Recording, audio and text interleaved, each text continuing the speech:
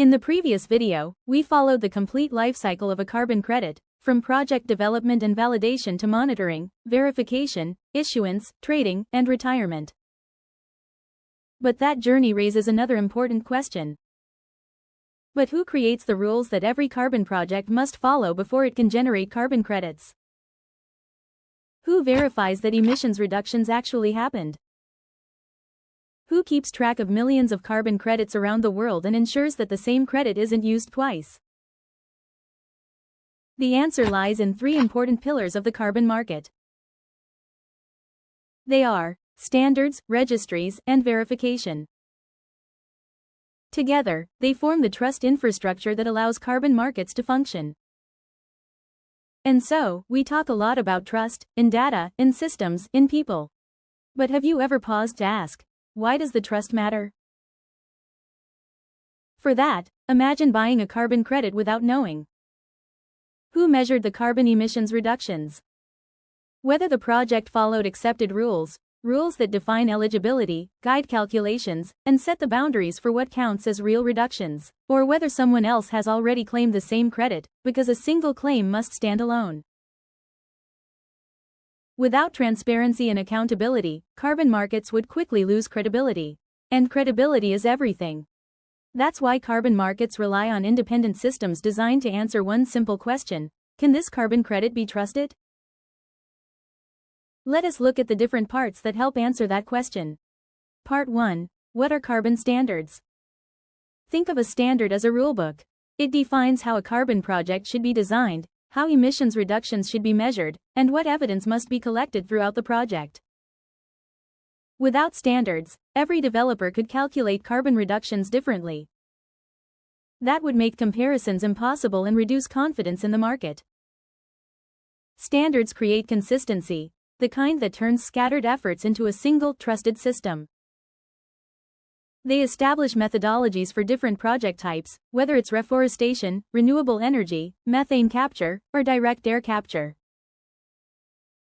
By following common rules, projects around the world can be evaluated through the same lens.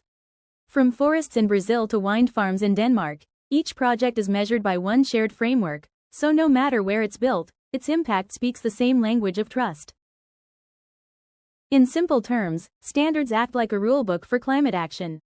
They tell projects exactly what they must do, how to measure, report, and verify their impact, so that when a project reduces emissions, it can generate carbon credits that are credible and trusted worldwide.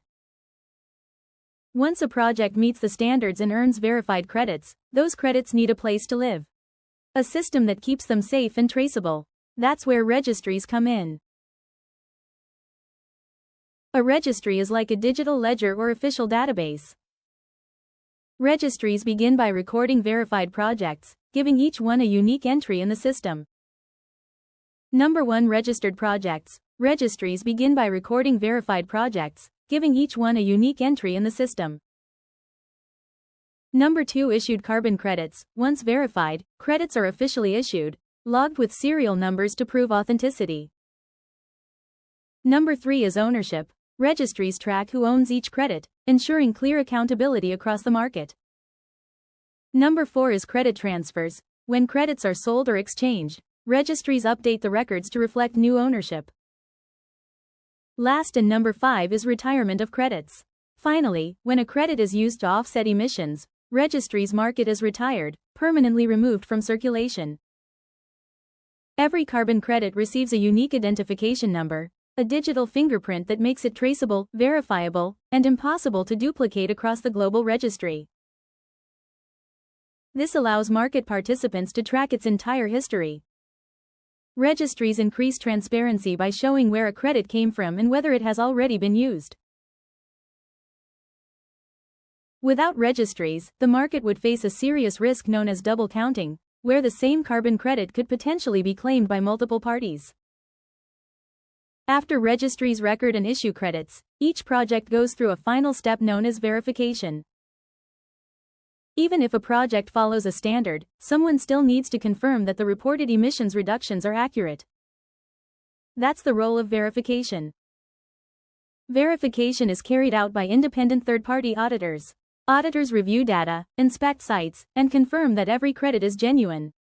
Only then does it stand as a certified carbon offset.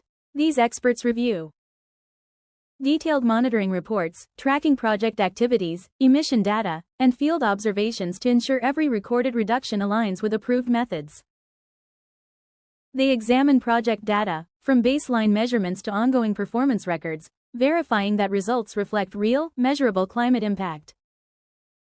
Every calculation is checked line by line, confirming that emission reductions are computed using standardized formulas and credible baselines. And lastly, supporting evidence, permits, photos, and validation documents to confirm transparency and traceability across the process.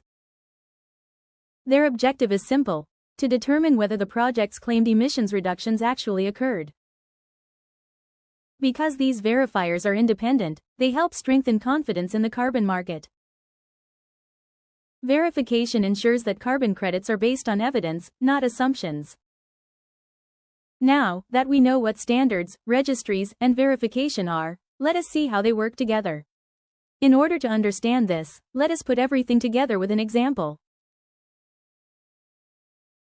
For this, let us imagine a reforestation project. In a reforestation project, a standard sets the rules and methodology, guiding how tree growth is measured and carbon absorption calculated. In a reforestation project, the credits are independently verified. Auditors confirm that the reported carbon benefits from tree growth and absorption are real and credible. The verified carbon credits are recorded in a registry, where they can be tracked, transferred, and eventually retired. So, you see, each component plays a different role. Together, they role-play the carbon system in action. Standards create the rules, the rulebook that defines methodologies, ensuring projects like reforestation follow consistent, trusted practices. Verification confirms compliance. Independent auditors check reports, data, and evidence to prove the project meets the standards requirements. Registries maintain transparency. They record every verified credit, making the system traceable and trustworthy for all stakeholders. Together, they build trust, ensuring every credit earned is clear and credible. Now that we know what standards, verification, and registries are and how they work, let us understand why this matters. Carbon markets are built on confidence that every credit is real, verified, and backed by transparent systems that earn global trust. Companies, investors, governments, and communities all depend on reliable information.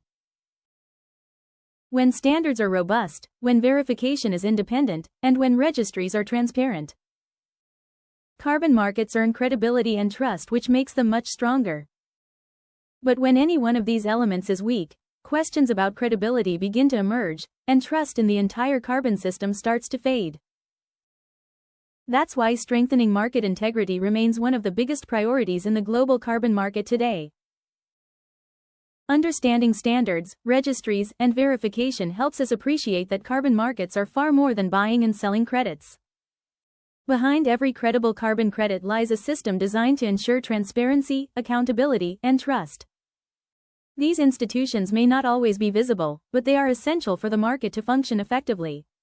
However, even with standards, registries, and independent verification, important challenges still remain.